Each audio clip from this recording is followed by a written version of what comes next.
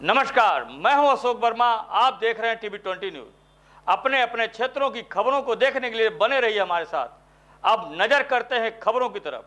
समर्पण दिवस के रूप में मनाया गया पंडित दीनदयाल उपाध्याय की पुण्यतिथि। वरिष्ठ भाजपा नेता ने कह दी बड़ी बात। खबर आजमगढ़ के अतरौलिया से है, जहां बता दें कि पंडित दीनदयाल उपाध्याय की पुण्यतिथि को समर्पण दिवस के रूप में मनाया गया। वरिष्ठ भाजपा नेता रमाकांत मिश्रा की अध्यक्षता में पंडित दीनदयाल उपाध्याय की पुण्यतिथि मनाई गई। रमाकांत मिश्रा ने बताया कि पंडित दीनदयाल उपाध्याय सच्चे अर्थों में युग पुरुष थे। उनका व्यक्तित्व राष्ट्रीय चिंतन, उच्च विचारों व मानवीय मूल्यों से परिपूर्ण था। पंडित दीनदयाल उपाध्याय का जन्म 25 सितंबर 1916 को ब्रज के मथुरा जिले के छोटे से गांव नगला चंद्रभान में हुआ था। आजादी से पहले और आजादी के बाद भी उन्होंने अपने लेखन कार्य और सामाजिक कार्यों से जनता की सेवा की। राष्ट्रीय स्वयंसेवक संघ से जुड़ने के बाद उन्होंने राष्ट्रीय एकता को अपना मिशन बना लिया। 11 फरवरी 1968 को भारतीय जनसंघ को अपने राजनीतिक इतिहास का सबसे गहरा आघात सहना पड़ा था, जब उसके नेता पंडित दीनदयाल उपाध्याय की हत्या कर दी गई। इस दिन को समर्पण दिवस के रूप में भी मनाया जाता है। मौके पर हरिभान पांडे, धीरज मिश्रा, सुनील पांडे समेत अन्य लोग मौजूद रहे। वरिष्ठ भाजपा नेता रमाकांत मिश्रा ने क्या कुछ कहा, देखिए हमारे संवाददाता आशीष कुमार निषाद की इस रिपोर्ट में। आज 11 फरवरी पंडित दीनदयाल जी की समर्पण दिवस मना रहे हैं, इसके बारे में। भारतीय राजनीति में पंडित दीनदयाल उपाध्याय जो भारतीय जनता पार्टी ही नहीं, भारत की दिशा और दशा बदलने के लिए एकात्म मानववाद का दर्शन प्रतिपादित किया था उन्होंने, जिसकी मूल अवधारणा अंत्योदय, समाज के निचले पायदान पे खड़े व्यक्ति के समग्र विकास की चिंता, यह अंत्योदय का मूल मंत्र है, जिस आधार पे भारतीय जनता पार्टी की सरकार काम करती है। आज हमारे प्रधानमंत्री जी सबका साथ, सबका विकास और सबका विश्वास फलीभूत कर रहे हैं। पंडित जी की लोकप्रियता अपने कार्य व्यवहार, कार्य संस्कृति के कारण पूरे देश में बढ़ रही थी।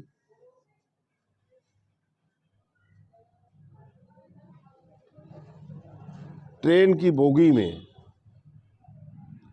उनकी हत्या कर दी गई और वह बोगी ही यार्ड में डाल दी गई। दूसरे दिन उनकी पहचान हुई और तब से आज हर 11 फरवरी को भारतीय जनता पार्टी आज के दिवस को समर्पण दिवस के रूप में मनाती है। लोकसभा चुनाव भी 24 आने लगा है, आपको निजामाबाद का एक प्रभारी बनाया गया है। उसके लिए लोकसभा चुनाव के लिए आपकी क्या तैयारियां हैं, क्या है? भारतीय जनता पार्टी के कार्यकर्ता केंद्र एवं प्रदेश सरकार की योजनाओं को लेके, उनकी नीतियों को लेके लगातार जनता के बीच में काम कर रहे हैं। लेकिन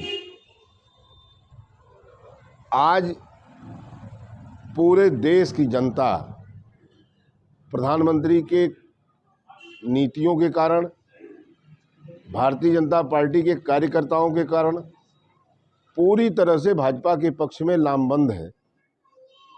सपा बसपा की सरकारों में, कांग्रेस की सरकारों में जहां भ्रष्टाचार चरम पे था, अपराधी सर चढ़ के बोलते थे, जमीनों पे कब्जा होता था, जनता त्राहि त्राहि की कर रही थी, आज जनता राहत का सांस ले रही है। 20-22 घंटे बिजली गांव में भी आ रही है।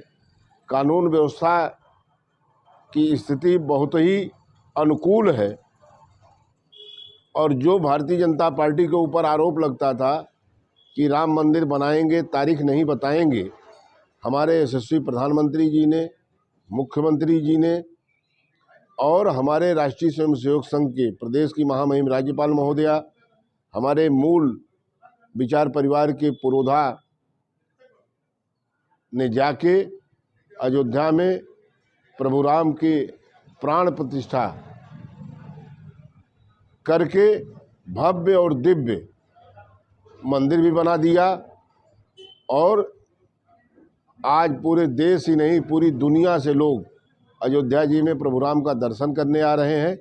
इससे बड़ा धन, इससे बढ़िया जीवन के शुरू के दिनों में भी जब बच्चा पैदा होता है तो बुजुर्ग महिलाएं उनके कान में राम राम ही कहती हैं, और जब हमारा अंतिम समय होता है, जब हम कंधे पे अपनी यात्रा शुरू करते हैं तो राम राम से ही शुरू करते हैं। उस राम को अयोध्या की धरती पर प्राण प्रतिष्ठित करके भारतीय जनता पार्टी के असंख्य कार्यकर्ताओं ने अपनी शहादत देके जो सपना साकार किया है, उसमें उत्तर प्रदेश की 80 लोकसभा सीट भारतीय जनता पार्टी जीतेगी। लेकिन आपके चैनल के माध्यम से ये मैं जरूर कहना चाहूँगा कि तथाकथित उसमें दुर्भाग्य से हमारे क्षेत्र के भी समाजवादी पार्टी के विधायक शामिल रहे हैं, जिन्होंने भगवान राम का विरोध किया। वह सब धूल धूसरित हो गए, समाप्त हो गए। आज कांग्रेस इकाई में है, बसपा शून्य के शिखर पर है।